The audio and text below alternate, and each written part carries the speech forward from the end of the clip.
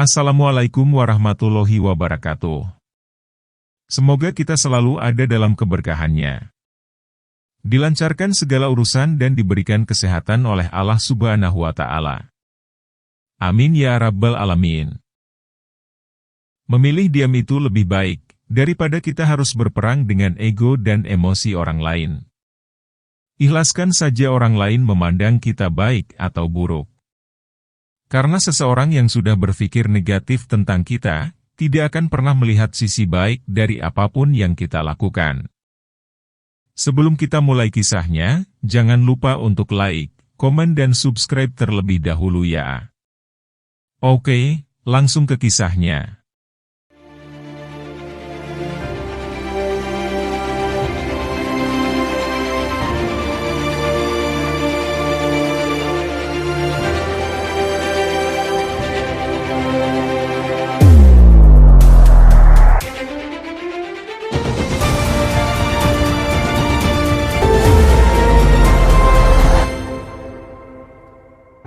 Kisah persaingan antara Sayyidina Rafi dan Sayyidina Ibnu Jundub radhiyallahu anhuma. Biasanya, apabila baginda Nabi Shallallahu Alaihi Wasallam mengirim pasukan untuk berperang, beliau akan mengirim pasukan sampai keluar Madinah, sambil meneliti segala keperluan mereka, dan memperbaikinya jika ada kekurangan. Beliau juga akan memulangkan anak-anak yang berusaha mengikuti pasukan karena semangat mereka.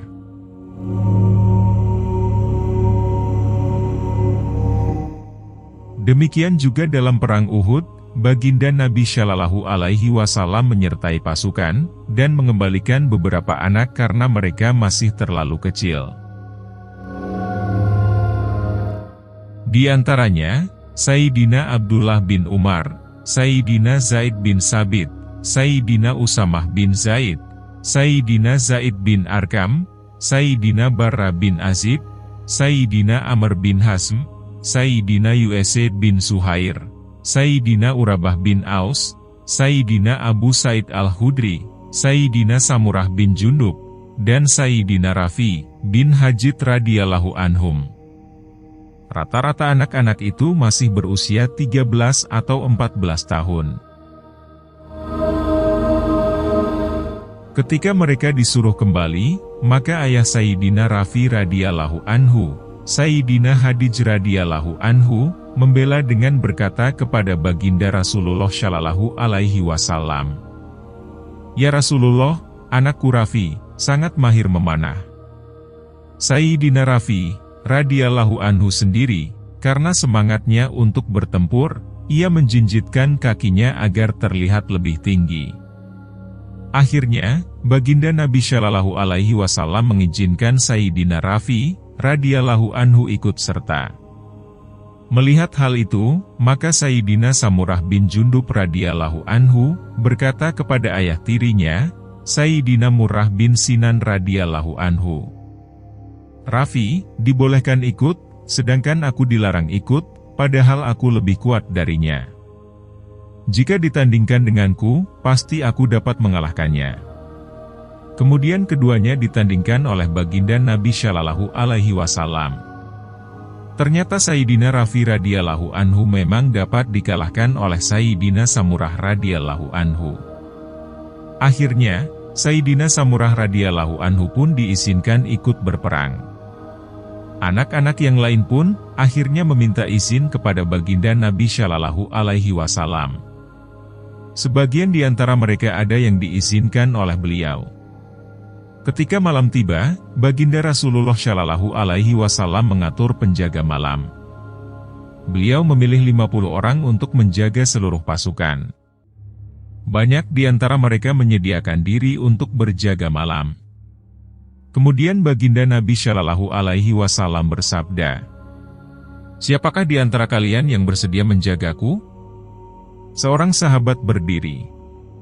Ia ditanya oleh beliau, "Siapa namamu?" Jawabnya, "Namaku Zakwan." Sabda baginda Nabi Shallallahu Alaihi Wasallam, "Baik, duduklah."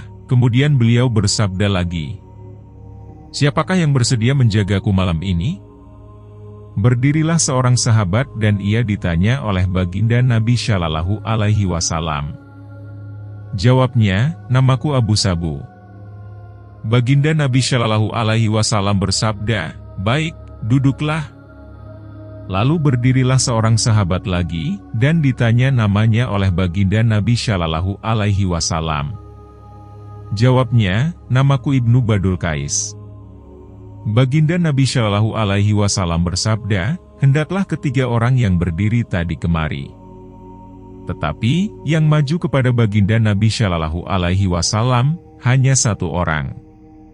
Beliau bertanya, kemana dua orang temanmu tadi?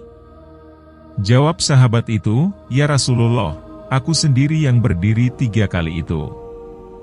Lalu beliau mendoakannya dan memerintahkannya untuk menjaga beliau. Ia menjaga kemah baginda Nabi Shallallahu Alaihi Wasallam semalam penuh. Dari kitab Hamis. Demikianlah semangat juang agaman pada diri sahabat radhiyallahu anhum, baik pada anak-anak maupun orang dewasa. Seperti itulah keadaan mereka pada umumnya. Mengorbankan nyawa demi agama, merupakan tujuan hidup mereka, itulah rahasia kesuksesan mereka. Sebelumnya, Sayyidina Rafi bin Hajid radhiyallahu anhuma sudah meminta agar diikutkan dalam perang Badar, namun ia belum diizinkan. Ia baru diizinkan ikut dalam perang Uhud. Selanjutnya, Sayyidina Rafi radhiyallahu anhu selalu menyertai setiap pertempuran. Dalam perang Uhud, dadanya terkena anak panah. Ketika ditarik keluar, ujung anak panah tertinggal di dadanya, sehingga menyebabkan luka di tubuhnya. Akhirnya, luka itu kambuh pada masa tuanya, dan menyebabkan ia meninggal dunia. Dari Kitab Usudul Ghabah.